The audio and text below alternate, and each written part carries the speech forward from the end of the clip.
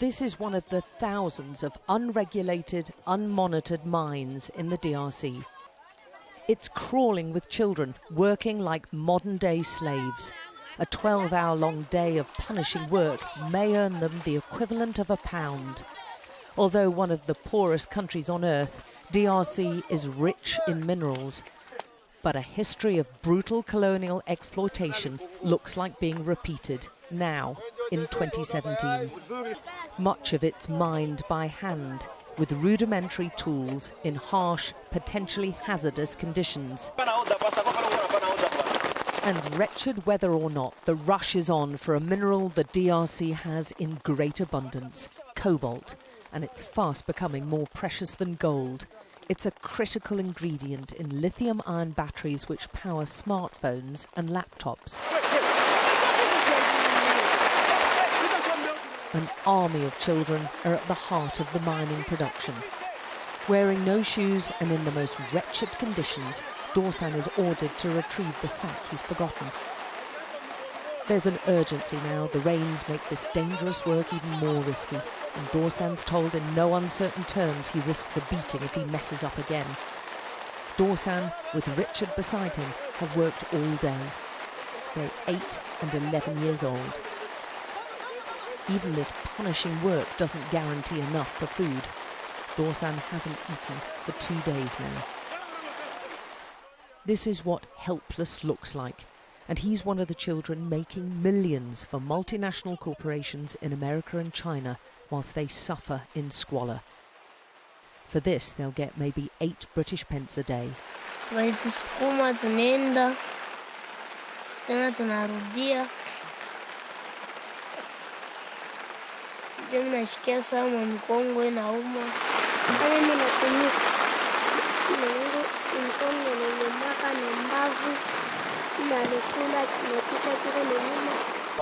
The tunnels are dug by hand with no supports.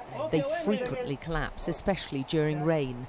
The miners climb down using holes carved in the rock and no safety equipment.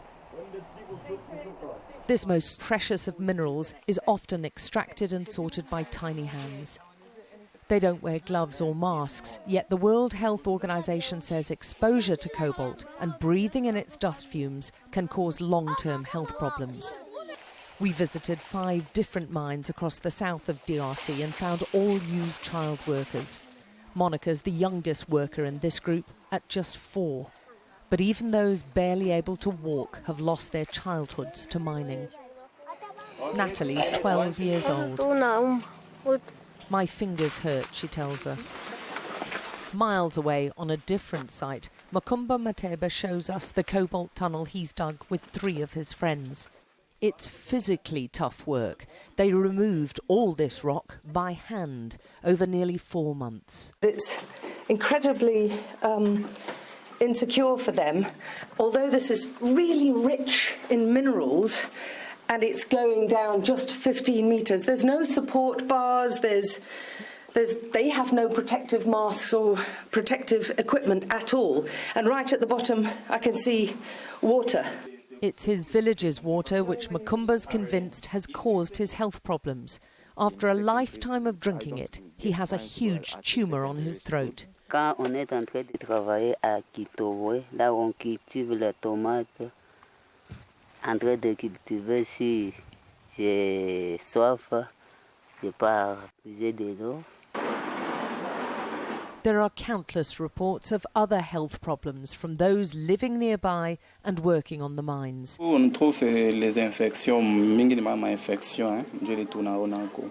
Kasi mama anatumika makariere sana, tazala mtoto na infection shulungula, mwingine kuna bima buton, mwingine ndio tunaona donc makozi linatoka mama mimba nenda makariere. These twins are just 2 days old, and although small, so far they're healthy, to the relief of their mother.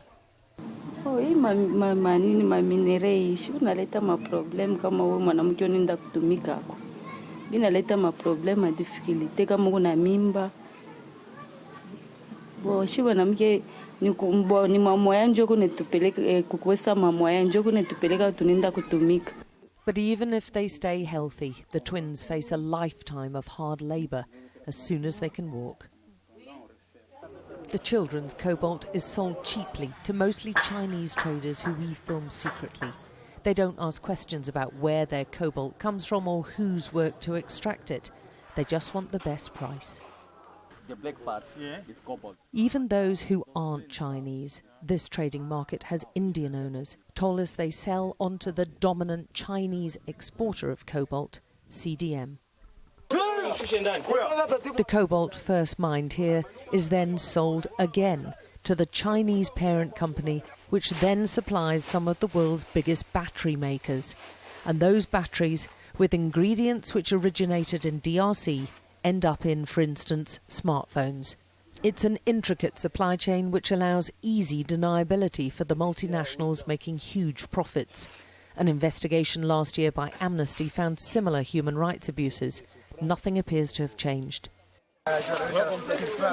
Most of these child miners will never own a smartphone. They barely survive from day to day. And many other children like Dorsan will be back again tomorrow, digging out one of the most sought-after minerals of our time for a pittance. Alex Crawford, Sky News in the DRC.